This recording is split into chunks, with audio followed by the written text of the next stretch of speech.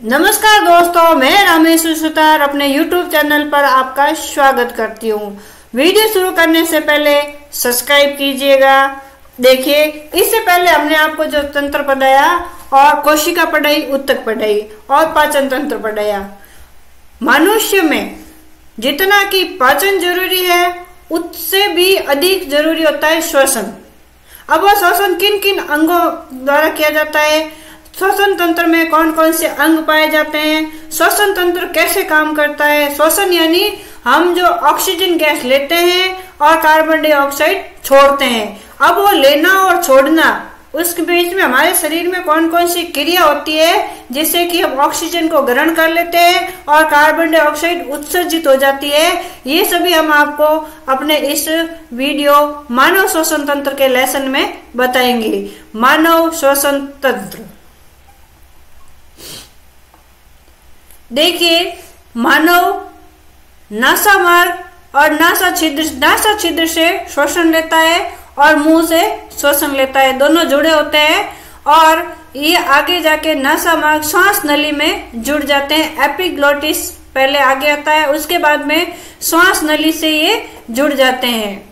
यहाँ पे देखिए, ये श्वास नली के पास एपिग्लोटिस पे आके मुख और नासा छिद्र जो नासा मार्ग है दोनों मिल गए। उसके बाद में हम जो ऑक्सीजन लेते हैं श्वसन नली से होते होते या हमारे फेफड़ों में चली जाती है ऑक्सीजन। क्या चली जाती है? O2, जो कि हम ग्रहण करते हैं।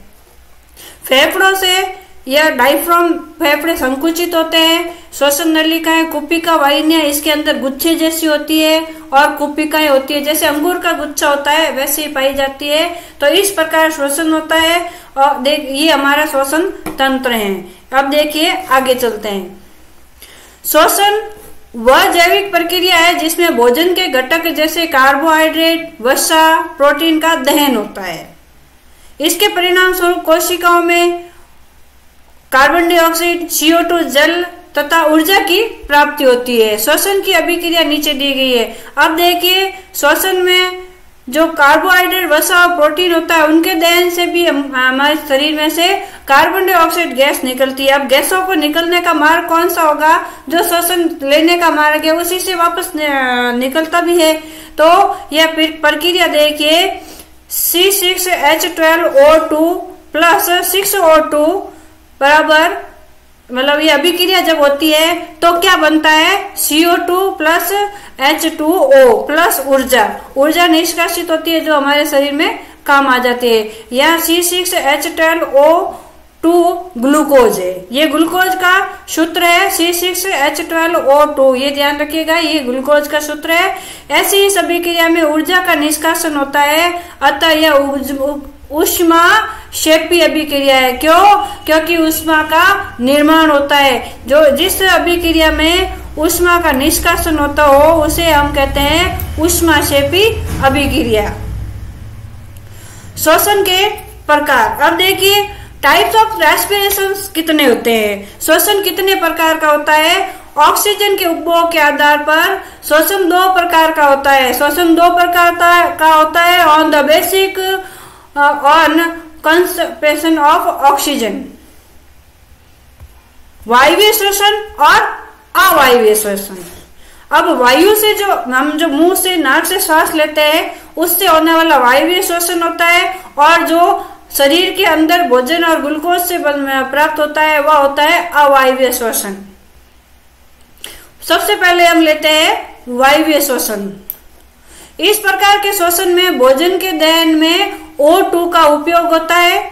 यह श्वसन सभी जीवित कोशिकाओं में होता है। ऑक्सीजन का दहन होता है इसमें। ऑक्सीजन के दहन होने से ऑक्सीजन क्या काम करती है? आग लगाने का। यदि कहीं पे भी हमारे प्रकृति में, पर्यावरण में या वायुमंडल में ऑक्सीजन नहीं हो तो आग नहीं जलती है, ध्यान रखना। तो आग जलाने के लिए क्या चीज चाहिए? ऑक्सीजन। तो खाना बनाने के लिए, जैसे हम खाना पकाते हैं ना, तो पकाने के लिए उसके नीचे आग लगानी पड़ती है। आग लगाने पर उसमें ऊष्मा बनती है और ऊष्मा से भोजन बनता है। वैसे ही हमारे शरीर में जो हमने खाया है उस खाने को पचाने के लिए अंदर अग्नि की आवश्यकता होती है भोजन का दहन करने की आवश्यकता होती है वह किससे होता है? हमारे शरीर में जो O2 होती है, O2 यानी ऑक्सीजन होती है हमारे शरीर में, उस ऑक्सीजन के उपयोग से वायवीय श्वसन होता है। यह श्वसन सभी जीवित कोशिकाओं में होता है। श्वसन के दौरान ग्लूकोज के एक अणु का ऑक्सीकरण निम्न प्रकार से होता है। देखिए श्वसन में ग्लूकोज का ऑक्सीकरण कैसे होता है? यहाँ पे C12 O2 ग्लूकोज, C6H12O2 ये ग्लूकोज का सूत्र है, और ऑक्सीजन, ये जब दोनों मिलते हैं तो अभिक्रिया होने के पश्चात क्या परिणाम निकलते हैं? हमें कार्बन डाइऑक्साइड मिलती है, जल प्राप्त होता है और ऊर्जा उत्सर्जित होती है। वायवीय श्वसन में ग्लूकोज के एक अणु को 38 AT का निर्माण होता है। 38, ये याद रखिएगा। अवायवीय श्वसन, अब ये तो हमने जो श्वसन किया है उससे अवायवीय श्वसन क्या चीज होती है? इस प्रकार के श्वसन में कार्बोहाइड्रेट के ऑक्सीकरण के लिए O2 यानी ऑक्सीजन आवश्यक नहीं होती है। यहाँ पे ध्यान रखिएगा कि जो अवायवीय श्वसन होता है उसमें कार्बोहाइड्रेट के ऑक्सीकरण के लिए ऑक्सीजन आवश्यक नहीं होती है, और वायवीय श्वसन में ऑक्सीजन आवश्यक होती है। अवायवीय श्वसन में ग्लूकोज का अपूर्ण ऑक्सीकरण होता है, जिससे उत्पादों के रूप में carbon dioxide CO2, ethyl alcohol या लैक्टिक अम्ल बनता है।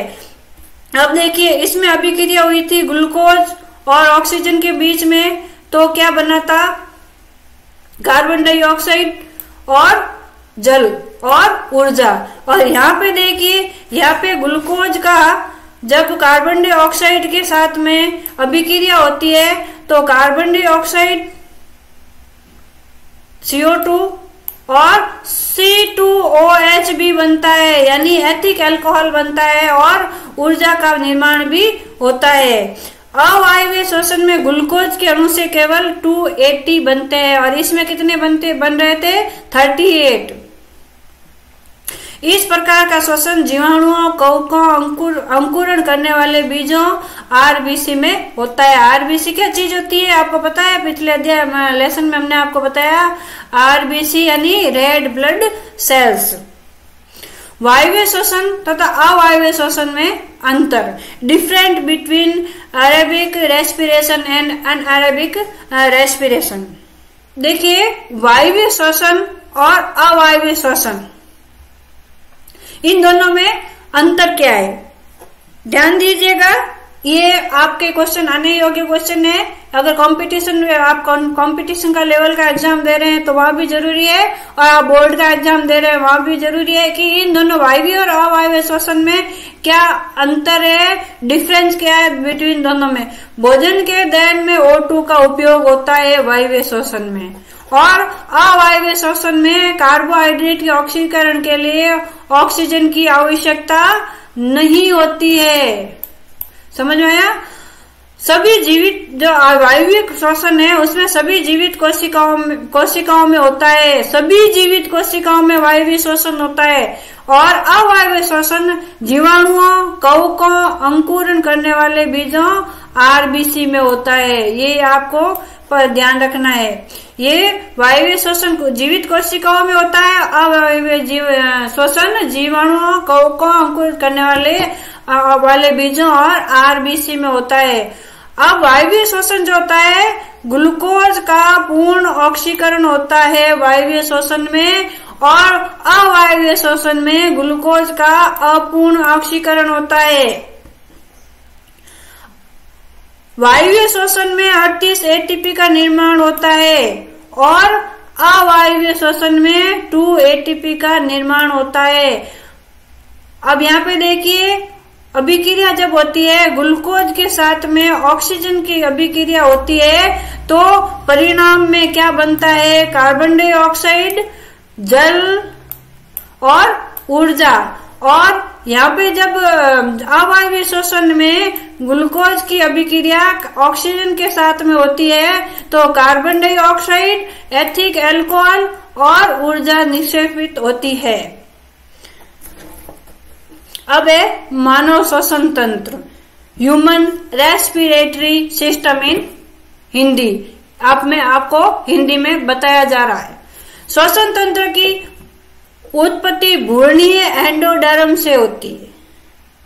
भ्रूणीय अवस्था में जब एंडोडर्म अवस्था होती है, हम जब माता के पेट में होते हैं, गर्भ में होते हैं, तो गर्भ में जब एंडोडर्म अवस्था होती है, ठीक है ना, हम माता के पेट में लगभग 2-2.5 महीने के हो जाते हैं। उस वक्त जो भ्रूण बनता है, भ्रूण में एंडोडर्म अवस्था आती है, तो एस्ट्रोला, गैस्ट्रोला, ये सब अवस्थाएं होती है। अब अगर आप जीव विज्ञान पढ़ते हैं तो अब आपको पता होगा, एस्ट्रोला, गैस्ट्रोला, एंडोडर्म, ये सब अवस्थाएं होती है। जब आप इतना समझ लीजिए, जब आप माँ के पेट में होते हो, आप बनना शुरू होता है आपका शरीर, उस वक्त श्वसन तंत्र की उत्पत्ति होती है। कौन सी अवस्था में? भ्रूण, यानी जो आप पेट में आपके शरीर की संरचना बननी शुरू होती है ना, आपके माता के पेट में, गर्भ में, उसको भ्रूणीय अवस्था कहते हैं। तो और एंडोडर्म उसी की एक अवस्था होती है, कोशिका डिवाइडेशन होता है, उस वक्त ही श्वसन तंत्र की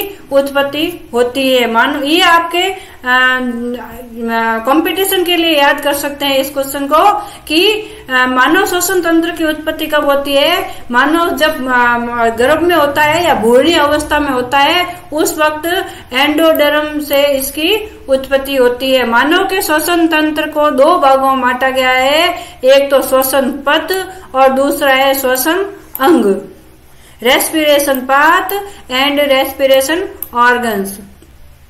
देखिए, अब सबसे पहले हम लेंगे श्वसन पथ, रेस्पिरेशन पाथ। अब देखिए, रेस्पिरेशन पाथ यानी रास्ता कौन सा है हमारे श्वसन लेने का, श्वसन ऑक्सीजन लेने का और कार्बन डाइऑक्साइड छोड़ने का।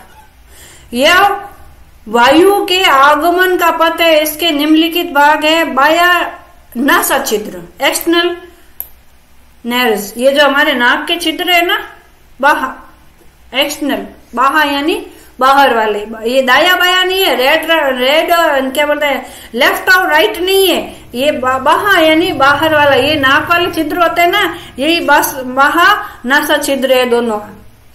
और नासा मार्ग, जब इन छिद्रों के अंदर जब जाती है नाक के अंदर, तो पीछे की ओर होता है नासा मार्ग। हमने आपको बताया था ग्रसनी जो गले में होती है, वायुनाल विंड पाइप जो आगे आपके फेफड़ों से जुड़ी होती है।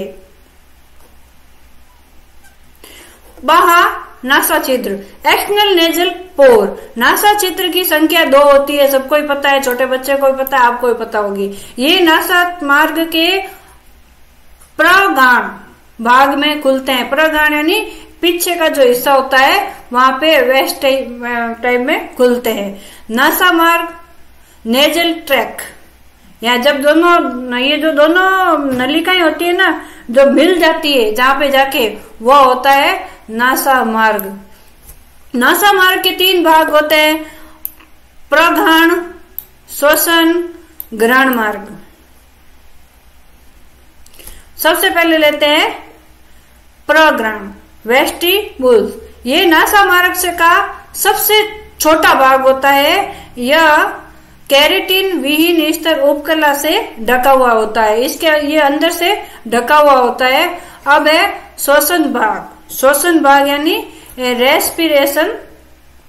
Respiratory reason. ये नासा मार्ग नेजल पैसेज का मध्य भाग है ना। ये जो घ्राण भाग में खुलता है। घ्राण भाग क्या है? यह नासा मार्ग का पश्च ऊपरी भाग होता है, जो तंत्रिका संवेदी उपकला से अस्तरित होता है। इस उपकला को घ्राण उपकला या सनीडेरियन झिल्ली भी कहते हैं। इस उपकला के द्वारा गंध का पता लगता है। देखिए, गंध का पता, अभी क्वेश्चन बनता है आपके जीके का कि हमारे नाक में या श्वसन नाक गंध, मनुष्य को गंध का पता कैसे चलता है?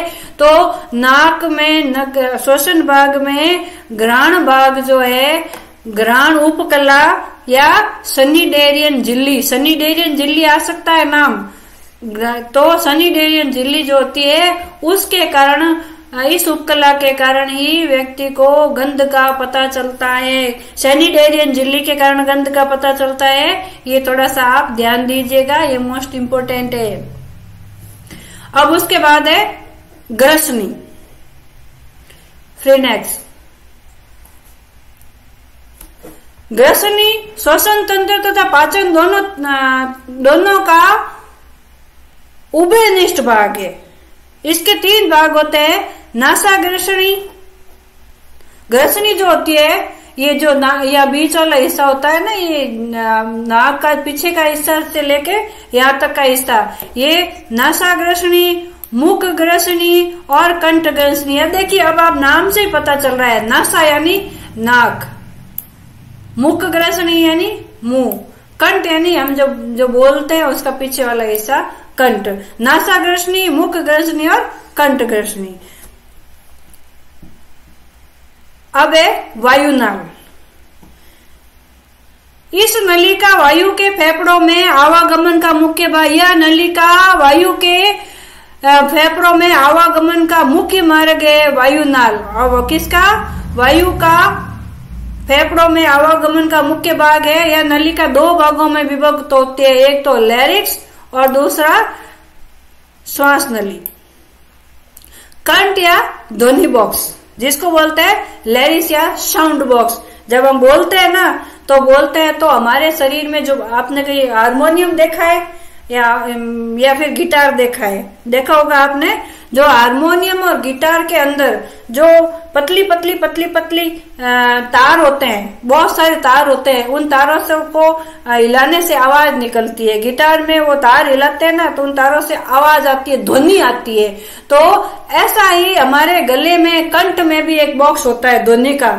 उसी के कारण हम जो मैं आपको बोल के सुना रही हूँ या आप कुछ भी बोलते हैं, हम जो भाषा बोलते हैं, हिंदी, इंग्लिश, गुजराती या फिर गाना गाते हैं, कुछ भी करते हैं, तो जो ध्वनि निकलती है हमारे मुंह से, वह ध्वनि हमारे कंठ में स्थित ध्वनि बॉक्स से ही निकलती है, साउंड बॉक्स से निकलती है। यह श्वास नली का अग्र रूपांतरित भाग होता है।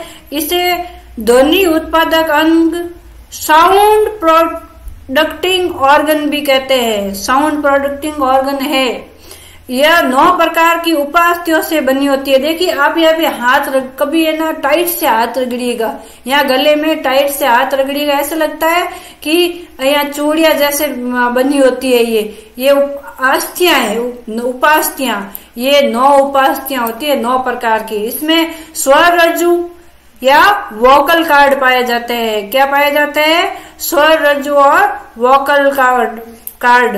और एक क्वेश्चन बन गया कि जो स्वर बॉक्स है उसमें कितने प्रकार की उपास्थियां होती है? तो इसमें 9 प्रकार की उपास्थियां होती है। ये ध्यान रखिएगा, 9 प्रकार की उपास्थियां होती है।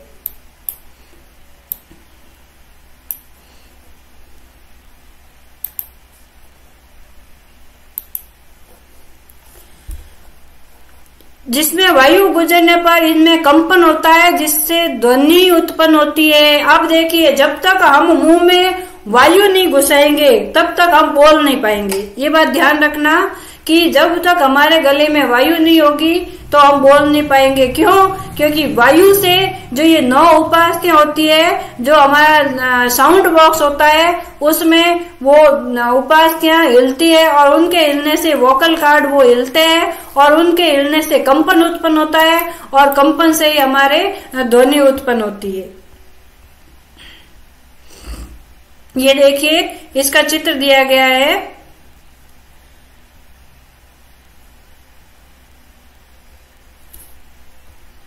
ये ग्लोटिस है,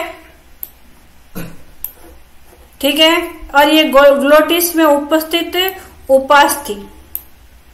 गले में जो होता है ना, गले में जिसको ग्लोटिस बोलते हैं, ये ग्लोटिस जिसको हम तालू बोलते हैं, ऊपर पीछे की भाग में जो तालू होता है वो, और ये उसके नीचे पाई जाती है श्वास नली।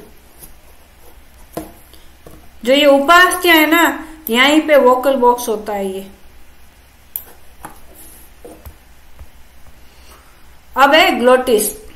लैरिक्स कंठ में एक छिद्र होता है, छिद्र के रूप में खुलती है, जिसे ग्लोटिस कहते हैं। यह ग्रसनी के अधर पर स्थित होता है। यहाँ जैसे ही हमारा मुंह खत्म होता है ना, यहाँ से वो खाना खाने वाला मुंह, यहाँ पे ग्लोटिस होता है। वायु लैरिक्स में ग्लोटिक्स से ही प्रवेश करती है। एपिग्लोटिक्स। यह ग्लोटिक्स पर पाया जाने वाला झिल्ली नुमा ढक्कन है जो भोजन को निगलते समय ग्लोटिस छिद्र को ढक लेता है। यह प्रस्थाश्च उपास्थिति इलास्टिक, जैसे इलास्टिक होता है ना वैसे का बना होता है। कंठ का कार्टिलेज, कंठ का निर्माण उपास्थि के 9 टुकड़े हैं जो भिन्न, अभी आपको बताया था ना वो 9 टुकड़े कौन कौन से हैं। थायराइड उपास्थिति जिसे एडम का एप्पल भी कहते हैं, एडम का एप्पल, एडम का एप्पल किससे कहते हैं, थायराइड उपास्थिति को। एडम का एप्पल थायराइड उपास्थिति कहाँ पाई जाती है, कंठ में। क्रिकियार्ड उपास्थिति एरिटिनाइट्स, सेंटोरिनी की उपास्थि, क्यूनिफॉर्म की उपास्थि, ये 9 टुकड़े होते हैं उपास्थि के। अब है वाक तंतु यानी वोकल कॉर्ड, हमारे गले में जो वाक तंतु है जिसको कंपन होने से बोलते हैं हम, आवाज निकलती है हमारे मुंह से, ध्वनि निकलती है, वही तंतु वाक तंतु। लैरिक्स श्वसन तंत्र के साथ ध्वनि उत्पादन का कार्य भी करता है। इसे ध्वनि उत्पादन के लिए वाक तंतु पाए जाते हैं जो झिल्ली नुमा होते हैं। वाक तंतु कैसे होते हैं, झिल्ली नुमा होते हैं। श्वास नली, श्वास नली सी आकार में उपस्थित छल्लों से बनी नलिका है। छल्लों से बनी नलिका, ध्यान रखिएगा, सी आकार की छल्लों से बनी हुई नली उपास्थीमय छल्लों से बनी नलिका है। यह वक्ष गुहा में जाकर 2 शाखाओं दाई एवं बाई में बढ़ जाती है, लेफ्ट और राइट, यहाँ पे दोनों 2 भागों में बढ़ जाती है जिन्हें श्वसनी कहते हैं। श्वास नली में कूट स्तरित पक्षाभि स्तंभाकार उपकला पाई जाती है। ये देखिए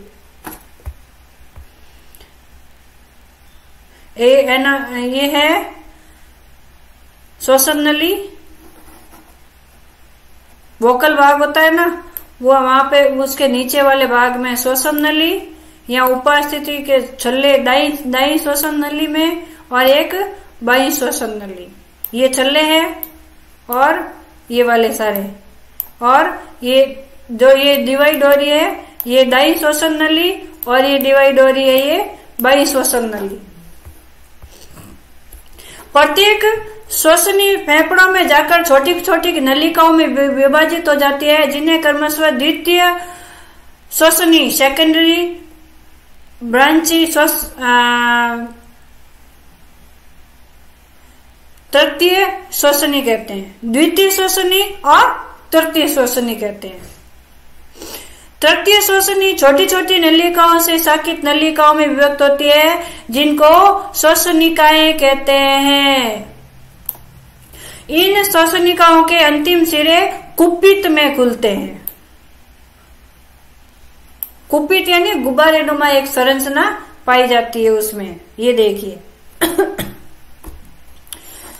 ये आपके चित्र दिखाया गया है। इसमें अभी आपको हमने बताया था कि वायु जो होती है हमारे 2 नासा छिद्र होते हैं, 2 नासा छिद्रों के मार्ग से वायु अंदर जाती है, फिर यह नासा मार्ग से होती हुई कहाँ जाती है, एपिग्लोटिस में, ये वाली एपिग्लोटिस से के बाद में वायु जो है श्वास नली में जाती है, श्वास नली से ये सीधी श्वसनी में जाती है, ठीक है, ये श्वसनी में जाती है और श्वसनी के बाद में ये फेफड़ों में चली जाती है, दोनों फेफड़ों में, दाएं और बाएं दोनों फेफड़ों में चली जाती है और नीचे की तरफ डायफ्राम होते हैं जो श्वसन को बाहर निकालने में और अंदर लाने में जरूरी होते हैं। इनको फैलने और सिकुड़ने से श्वसन बाहर अंदर होता रहता है।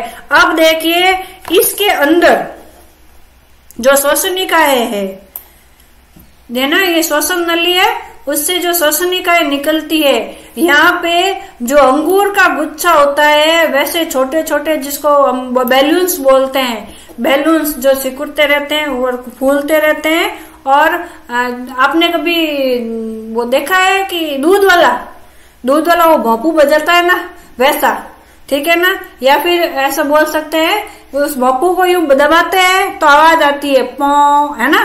क्यों? आवाज जब बाहर निकलती है तो आवाज आती है और जब उसको छोड़ते हैं तो आवाज बंद हो जाती है। तो वैसे ही ऑक्सीजन भी हमारे शरीर में इन कुपिकाओं में भरी हुई रहती है।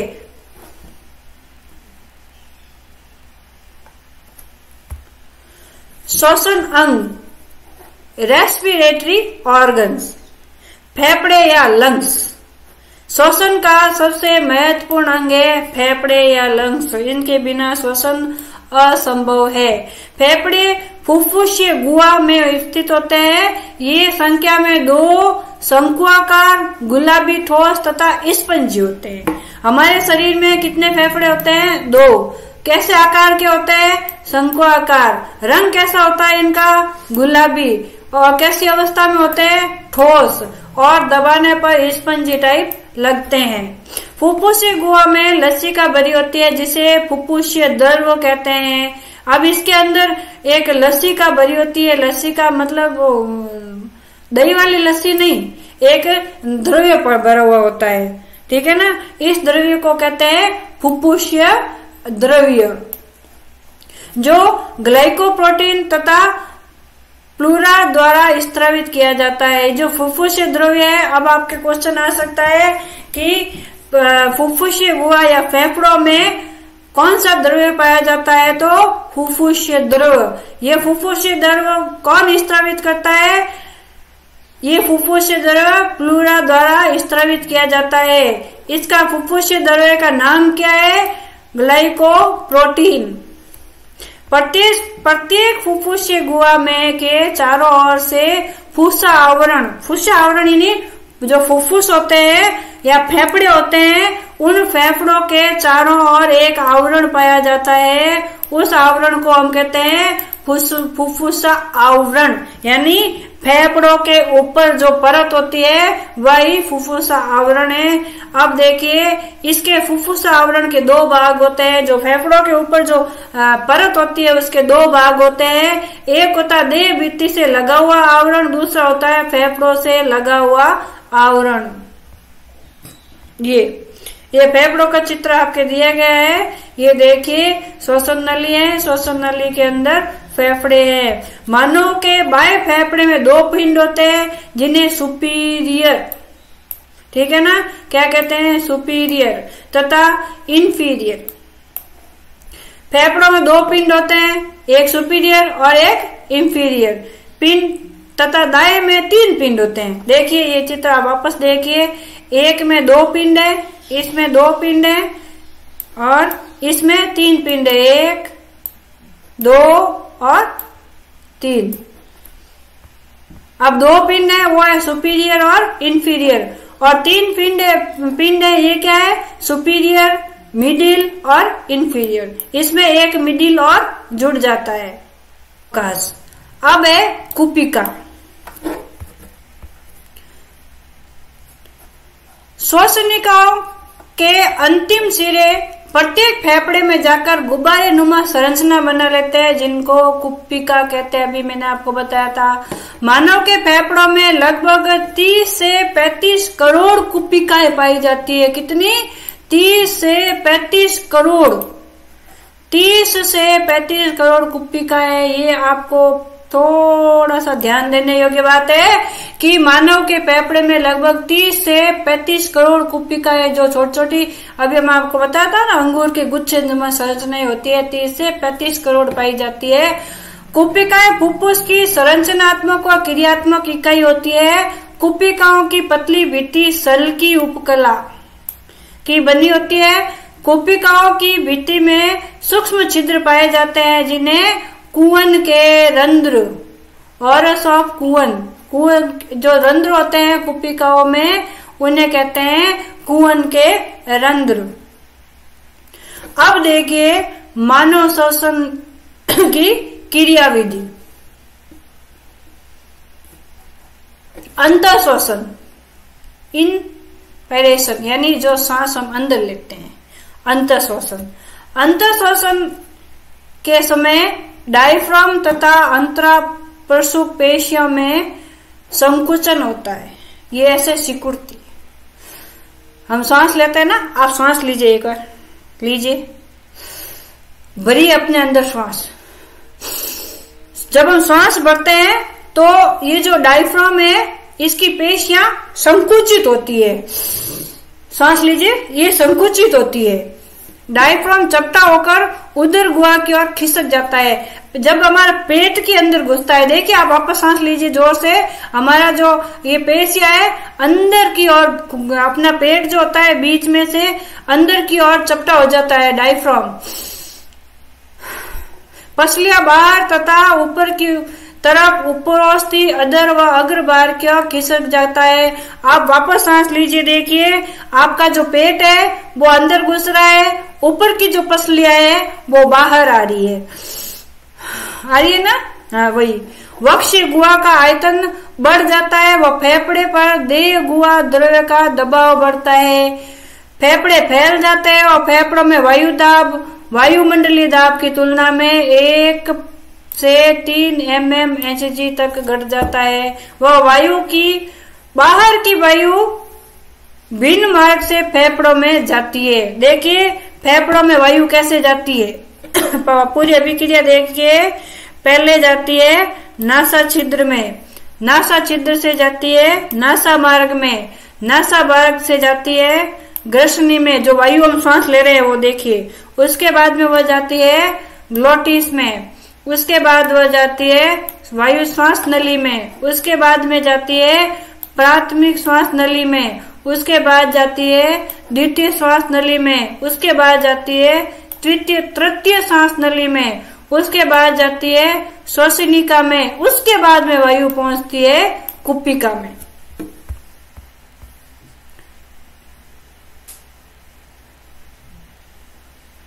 ये देखिए चित्र बताया गया है।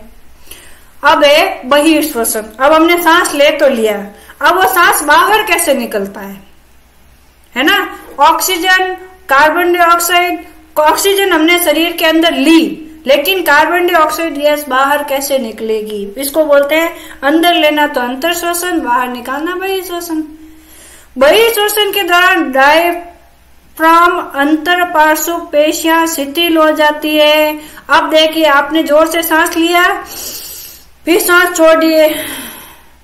सांस छोड़ते क्या होता है, जो ये हमारी पेशियां हैं ये शिथिल हो जाती है। इससे डायफ्राम उपस्थि पसलियां अपनी पूर्व स्थिति में आ जाती है। जो सांस लेने से पहले जैसी स्थिति थी उसी स्थिति में ये पसलियां उपस्थि और डायफ्राम आ जाते हैं। वक्षीय गुहा का आयतन घट जाता है।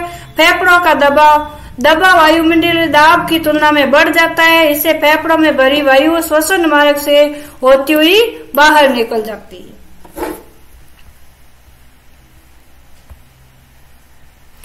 अब गैसों का विनिमय, exchange of gas, carbon dioxide और ऑक्सीजन, ये अंदर बाहर कैसे होती है, विनिमय यानी अंदर बाहर। हम श्वास लेते हैं ना तो अंदर बाहर कैसे होती है, इसकी प्रक्रिया देखिए। कुपिकाओं में गैसों का विनिमय,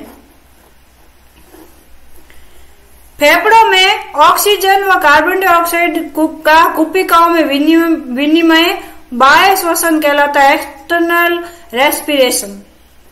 इस श्वसन को हीमेटोसिस भी कहते हैं। इस श्वसन को क्या कहते हैं, हीमेटोसिस।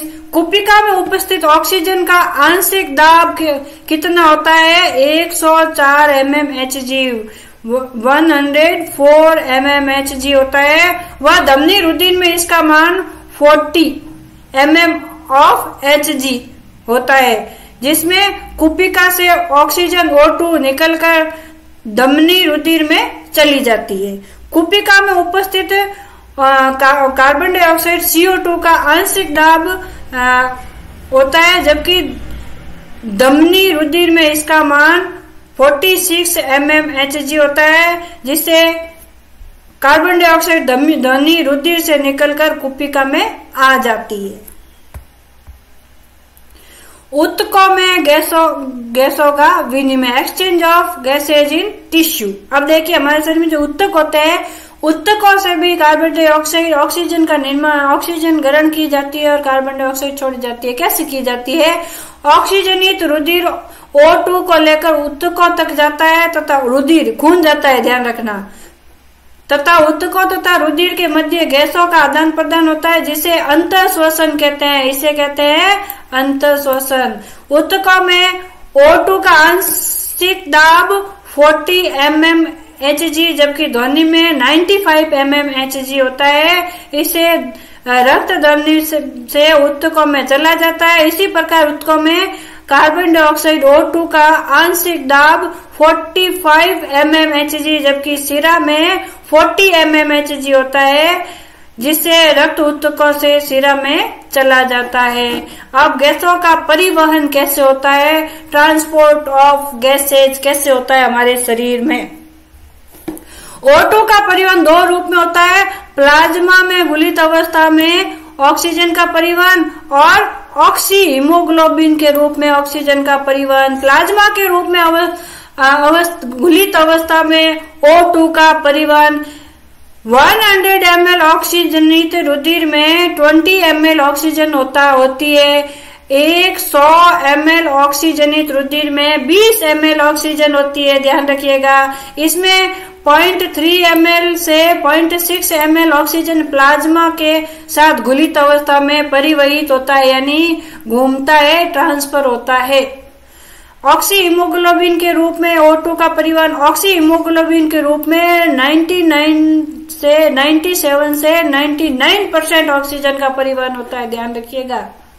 हीमोग्लोबिन किस में पाया जाता है? हीमोग्लोबिन मानव के रक्त में पाया जाता है। हीमोग्लोबिन आरबीसी में पाया जाने वाला श्वसन वर्णक है, जिसमें आरबीसी यानी रेड ब्लड सेल्स में पाया जाने वाला श्वसन वर्णक है। इसमें हीम प्रोस्थेटिक समूह तथा ग्लोबिन प्रोटीन होती है। हीम प्रोस्थेटिक समूह में आयरन प्लस अवस्था में होता है, Fe2+ अवस्था में होता है आयरन। H2 हीमोग्लोबिन के साथ जुड़कर इसके परिवहन में सहायता करता है। हीमोग्लोबिन की प्रतिशत संतृप्तता व ऑक्सीजन की सांद्रता के मध्य आरेखिक वर्ग को वियोजन वक्र कहते हैं। यदि कार्बन डाइऑक्साइड की सांद्रता बढ़ती है तो हीमोग्लोबिन की संतृप्तता घटती है। ध्यान रखिएगा कि कार्बन डाइऑक्साइड की सांद्रता बढ़ेगी तो हीमोग्लोबिन की संतृप्तता घटती है। कार्बन डाइऑक्साइड की उच्च सांद्रता पर वियोजन वक्र दाईं तरफ खिसक जाती है, जिसे बोहर प्रभाव भी कहते हैं। ये ध्यान रखिएगा।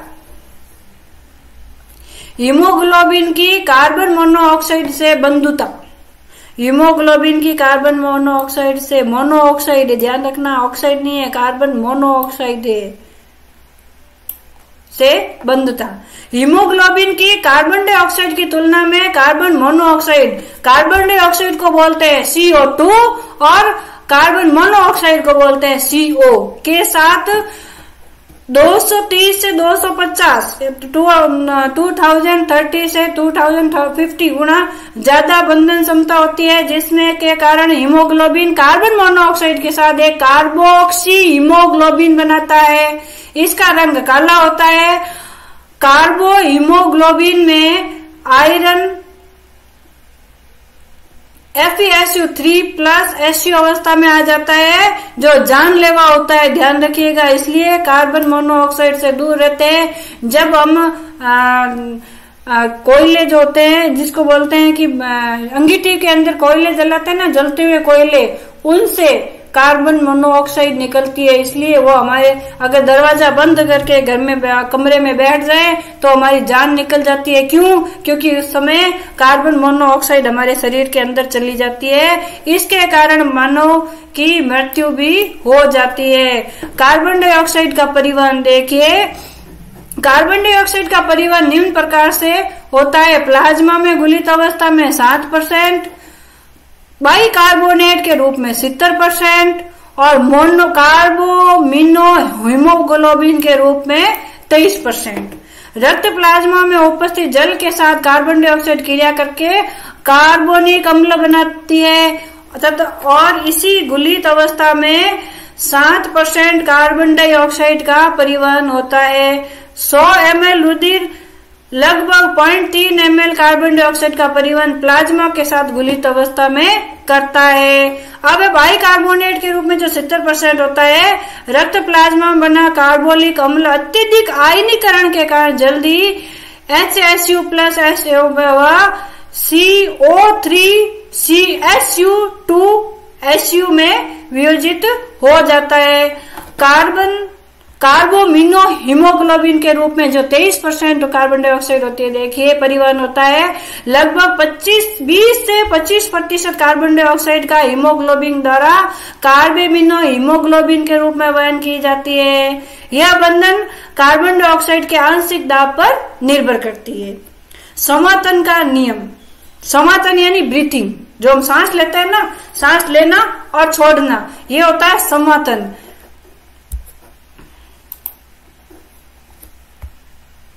सांस लेने की क्रिया का नियमन 2 से होता है, एक तो श्वसन केंद्र से और एक नियोमेट्रिक केंद्र से। श्वसन केंद्र यह केंद्र पश्च मस्तिष्क के मेडुला ऑब्लिटा में, मेडुला ऑब्लोगेटा होता है हमारे मस्तिष्क के पीछे के भाग में, जो वो बोलता है ना नाना पाटेकर, यहाँ छोटा दिमाग होता है मारने का नहीं, वही मेडुला ऑब्लोगेटा इधर ही पाया जाता है पश्च भाग में। और ये न्यूट्रोमेट्रिक्स केंद्र, यह केंद्र पश्च मस्तिष्क पॉन वोरोलाई में पाया जाता है।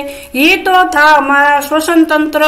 आपको समझ में आया होगा। समझ में आया तो प्लीज सब्सक्राइब कीजिएगा। बहुत अच्छा लगा तो लाइक कीजिएगा। धन्यवाद, नमस्कार।